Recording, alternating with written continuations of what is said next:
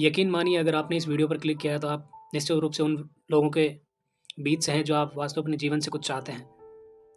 सच कहा है किसी ने कि अगर तुम सूरज की तरह चमकना चाहते हो तो सूरज की तरह जलना सीखना होगा। दोस्तों आज आज की इस भागती दौड़ती दुनिया में हर कोई अपनी तरक्की चाहता है। रास्ते इतने सारे हैं कि पता नहीं लगता कि किस राह पे जाना है। हर एक मनुष्य के पास एक ही जीवन है। एक समय था जब भारत देश आज़ाद नहीं था। उस समय पर हर किसी के हाथ पैर बंधे होते थे। जिस तरह जो शासन चाहता था उस तरह करवाता था। लेकिन आज स्थिति चेंज हो चुकी है। लेकिन आज भी हम न जाने किसी बेड़ियों में झगड़े हुए हैं कि जो चाहते हैं वो कर नहीं पाते हैं। या तो हम वैश्विक जगत के पटल पर बहुत सारे ऐसे कॉरपोरेट्स हैं जो अपनी मानसिकता को जकड़ चुके हैं, या फिर हमारी चेतना न जाने किसी के चाल में फंस चुकी है जो अपन आगे सोच नहीं पाते हैं, जो सोचते हैं वो कर नहीं पाते, और अंततः हमारा भूत और भविष्य वैसा नहीं बन पाता जैसा कि हम चाहते हैं। ऐसे में हमें क्या करना चाहिए? हमारे महापुरुषों का जीवन इस कड़ी में अपना साथ दे सकता है। निश्चित रूप से आप अपने जीवन से कुछ चाहते हैं, तभी आप ऐसे महापुरुषों को सुनने के लिए बेताब होते हैं। तो चलिए आज कुछ वैसी ही एक शख्सियत से आपका परिचय कराता हूँ और उन्हीं के शब्दों में आपको उनकी ही बात सुनाता हूँ जो हर एक व्यक्ति को एक उम्र में सबको परेशान करती है। ब्रह्मचर्य। ब्रह्मचर्य वह चीज़ है जिससे कि आपका ध्यान, आपका पूरा फोकस, आपका पूरा लाइफस्टाइल, आपका भूत और भविष्य सब कुछ प्रभावित होते हैं। बट अक्सर हम इन चीज़ों के बारे में आज कल चर्चा नहीं करते, खुले में तो कतई भी नहीं। महात्मा गांधी का जीवन इस पर भी बेबाक ढंग से कुछ कहता है। उन्होंने अपनी पुस्तक सत्य के साथ मेरे प्रयोग में उन्होंने अपने 2 अध्याय इसी बात पर समर्पित किए हैं। चलिए आइए उन अध्यायों से रूबरू होते हैं। ब्रह्मचर्य 1। अब ब्रह्मचर्य के विषय में विचार करने का समय आ गया।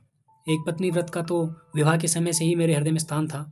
पत्नी के प्रति वफादारी मेरे सत्य व्रत का अंग था, पर अपनी स्त्री के साथ भी ब्रह्मचर्य का पालन करना चाहिए। इसका स्पष्ट बोध मुझे दक्षिण अफ्रीका में ही हुआ। किस प्रसंग से अथवा किस पुस्तक से प्रभाव यह विचार मेरे मन में उत्पन्न हुआ, ये तो आज मुझे स्पष्ट याद नहीं है कि इससे रामचंद्र भाई के प्रभाव की प्रधानता थी। उनके साथ के संवाद का मुझे स्मरण है। एक बार मैं ग्लेडस्टन के प्रति ग्लेडस्टन के प्रेम की प्रशंसा कर रहा था। मैंने कहीं पढ़ा था कि पार्लियामेंट की सभा में भी मिसेज ग्लेडस्टन अपने पति को चाय बनाकर पिलाती थी। इस वस्तु का पालन इस नियमबद्ध दंपत्ति के जीवन का एक नियम बन गया था। मैंने कवि को यह प्रसंग पढ़कर सुनाया और उनके संदर्भ में दंपति को प्रेम की प्रस्तुति की। रायचंद भाई बोले, इसमें तुम्हें महत्व की कौन सी बात मालूम होती है? मिसेज ग्लेडस्टन का पत्नीत्व या उनका सेवा भाव? यदि वे ग्लेडस्टन की बहन होती तो, अथवा उनकी वफादार नौकरानी होती और उतने ही प्रेम से चाय देती तो? ऐसी बहनों, ऐसी नौकरानियों के दृष्टांत क्या आज हमें नहीं मिलते?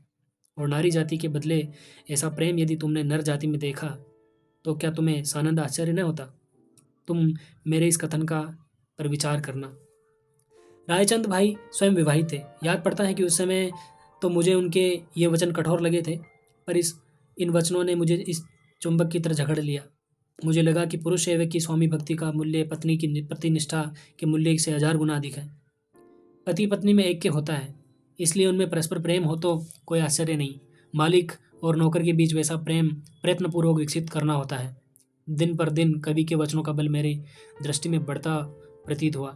मैंने अपने आप से पूछा, मुझे अपनी पत्नी के साथ कैसा संबंध रखना चाहिए? पत्नी को विषय भोग का वाहन बनाने में पत्नी के प्रति वफादारी कहाँ रहती है? जब तक मैं विषय वासना के अधीन रहता हूँ तब तक तो मेरी वफादारी का मूल्य साधारण ही माना जाएगा। यहाँ मुझे यह कहना ही चाहिए कि हमारे आपस के संबंध में पत्नी की ओर से भी कभी आक्रमण हुआ ही नहीं। इस दृष्टि से जब मैं चाहता तभी मेरे लिए ब्रह्मचर्य का पालन सुलभ था। मेरी यह शक्ति अथवा आसक्ति मुझे ही रोक रही थी। जागृत होने के बाद भी मैं 2 बार विफल ही रहा। प्रयत्न करता परंतु गिर पड़ता। प्रयत्न में मुख्य उद्देश्य था संतानोत्पत्ति को रोकना। उसके बाह्य उपचारों के बारे में मैंने विलायत में कुछ पढ़ा था। डॉक्टर एलिंसन के इन उपायों के प्रचार का उल्लेख मैं अन्नहारक विषयक प्रकरण में कर चुका हूँ। उसका थोड़ा और क्षणिक प्रभाव मुझ पर पड़ा था, पर मिस्टर हिल्स ने उनका जो विरोध किया था और आंतरिक साधन के संयम के समर्थन में जो कहा था, उसका प्रभाव मुझ पर बहुत अधिक पड़ा और अनुभव से वह चिरस्थायी बन गया। इसलिए संतानों की अनावश्यकता ध्यान में आते ही मैंने संयम पालन का प्रयत्न करना शुरू कर दिया। संयम पालन की कठिनाइयाँ का पार न था। हमने अलग खाटें डाली। रात में पूरी तरह थकने के बाद ही सोने का प्रयत्न किया। इस सारे प्रयत्न का विशेष परिणाम मैं तुरंत नहीं देख सका, पर आज भूतकाल पर निगाह डालते हुए देखता हूँ कि इन सब प्रयत्नों में मुझे अंतिम निश्चय पर बल दिया। अंतिम निश्चय तो मैं सन 1906 में ही कर सका था। उस समय सत्याग्रह का आरंभ नहीं हुआ था। मुझे उसका सपना तक नहीं आया था। बोर युद्ध के बाद नेटाल में जुलू विद्रोह हुआ। उस समय मैं जोहानिसबर्ग में वकालत करता था। पर मैंने अनुभव किया कि इस विद्रोह के मौके पर भी मुझे अपनी सेवा नेटाल सरकार को अर्पण करनी चाहिए। मैंने सेवा अर्पण की और वह स्वीकृत हुई। उसका वर्णन आगे आएगा। पर इस सेवा के सिलसिले में मैंने संयम पालन के तीव्र विचार उत्पन्न हुए। अपने स्वभाव के अनुसार मैंने साथियों से चर्चा की। मैंने अनुभव किया कि संतानोत्पत्ति और संतान का लालन पालन सार्वजनिक सेवा के विरोधी हैं। इस विद्रोह में सम्मिलित होने के लिए मुझे जोहानिसबर्ग की अपनी गृहस्थी उजाड़ देनी पड़ी। टीम टाम से बसाए गए घर का और साज सम्मान का जिसे बसाए मुश्किल से 1 महीना हुआ होगा, मैंने त्याग कर दिया। पत्नी और बच्चों को फिनिक्स में रख दिया और मैं डोली उठाने वाले की टुकड़ी लेकर निकल पड़ा। कठिन कूच करते हुए मैंने देखा कि यदि मुझे लोक सेवा में ही तन्मय हो जाना है तो पुत्रेषणा और वित्रेषणा का त्याग करना चाहिए और वानप्रस्थ धर्म पालन करना चाहिए। विद्रोह में मैं तो मुझे 1.5 महीने से अधिक का समय नहीं देना पड़ा, पर 6 हफ्तों का यह समय मेरे जीवन का अत्यंत मूल्यवान समय था। इस समय मैंने व्रत के महत्व को अधिक से अधिक समझा। मैंने देखा कि व्रत बंधन नहीं बल्कि स्वतंत्रता का द्वार है। आज तक मुझे अपने प्रयत्नों में चाहिए उतनी सफलता न मिलने का कारण यह था कि मैं दृढ़ निश्चय नहीं था। मुझे अपनी शक्ति पर अविश्वास था, ईश्वर की कृपा पर अविश्वास था और इस कारण मेरा मन अनेक तरंगों और अनेकों विचारों के चक्कर में पड़ा रहता था। मैंने देखा कि व्रतबद्ध न होने से मनुष्य मोह में पड़ता है। व्रत में बंधना व्यभिचार से छुटकारा पाकर एक पत्नी का व्रत पालन करने के समान है। मैं प्रयत्न करने में विश्वास रखता हूँ, व्रत से बंधन नहीं चाहता।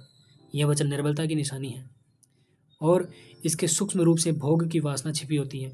जो वस्तु त्याज्य है उसका सर्वथा त्याग करने में हानि कैसी हो सकती है? जो सांप मुझे डसने वाला है उसका त्याग मैं निश्चयपूर्वक करता हूँ। त्याग का केवल प्रयत्न ही नहीं करता।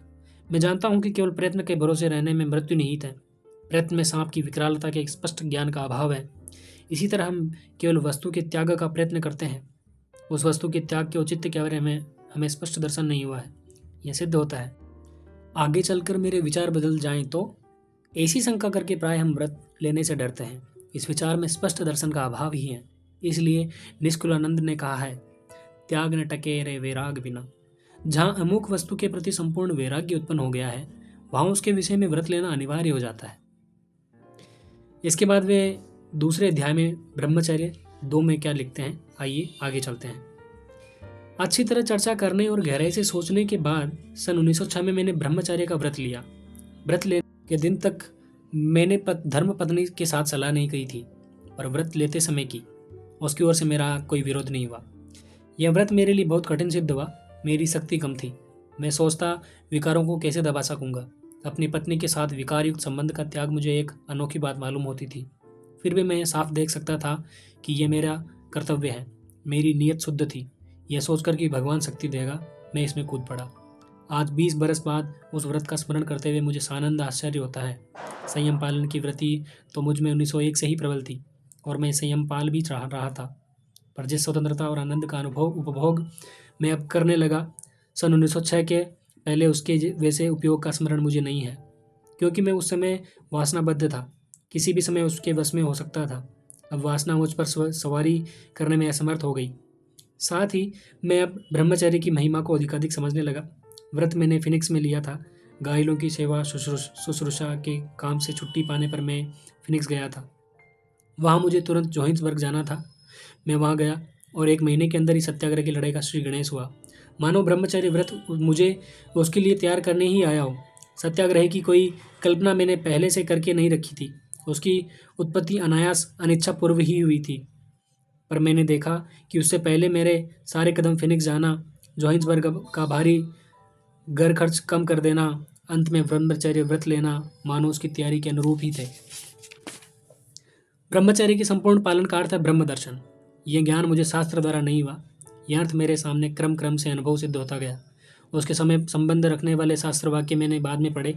ब्रह्मचर्य में शरीर रक्षण, बुद्धि रक्षण और आत्मा का रक्षण समाया हुआ है। इसे मैं व्रत लेने के बाद दिन दिन अधिकाधिक अनुभव करने लगा। अब ब्रह्मचर्य को एक घोर तपस्या के रूप में रहने देने के बदले उसे रस में बनाना था। उसी के सहारे निभना था। विशेषताओं के मुझे नित्य नए दर्शन होने लगे। इस प्रकार यद्यपि मैं इस व्रत में रस लूट रहा था, तो भी कोई यह माने कि मैं उसकी कठिनाई का अनुभव नहीं करता था। आज मुझे 56 वर्ष पूरे हो चुके हैं, फिर भी इसकी कठिनता का अनुभव तो मुझे होता ही है। यह एक असीधारा व्रत है। इसे मैं अधिकाधिक समझ रहा हूँ और निरंतर जागृति की आवश्यकता का अनुभव करता हूँ। ब्रह्मचर्य का पालन करना हो तो स्वानिद्रेय पर प्रभुत्व पालन प्राप्त करना ही चाहिए।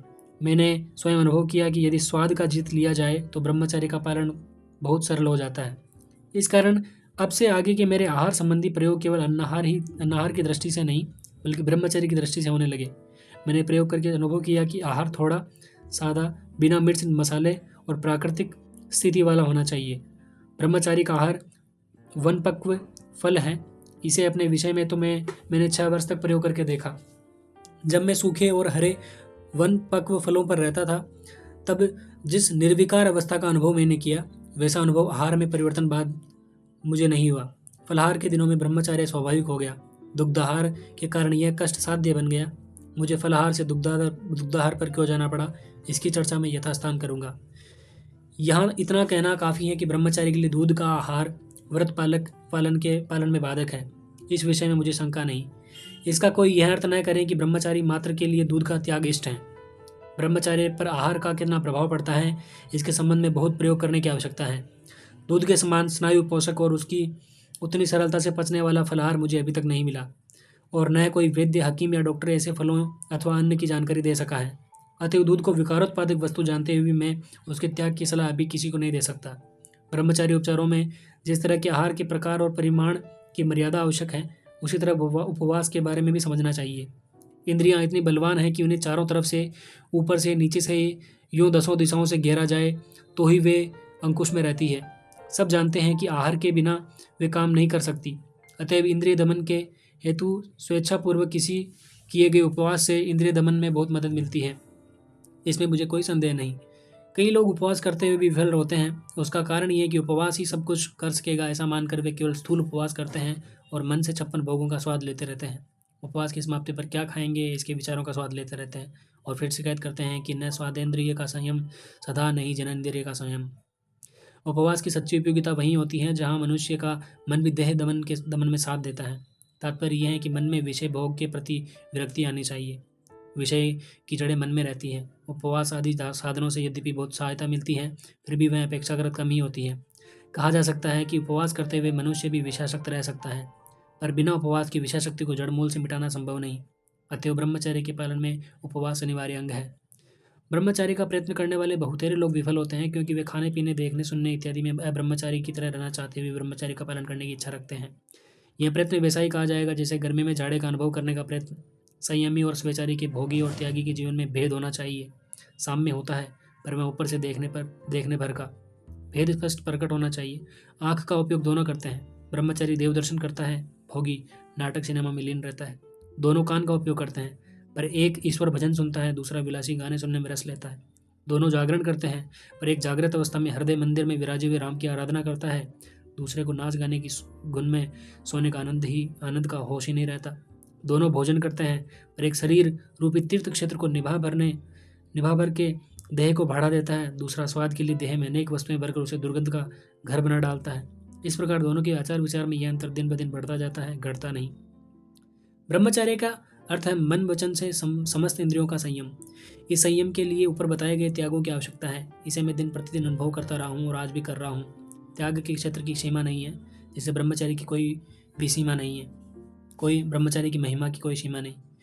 ऐसा ब्रह्मचर्य अल्प प्रयत्न से सिद्ध नहीं होता।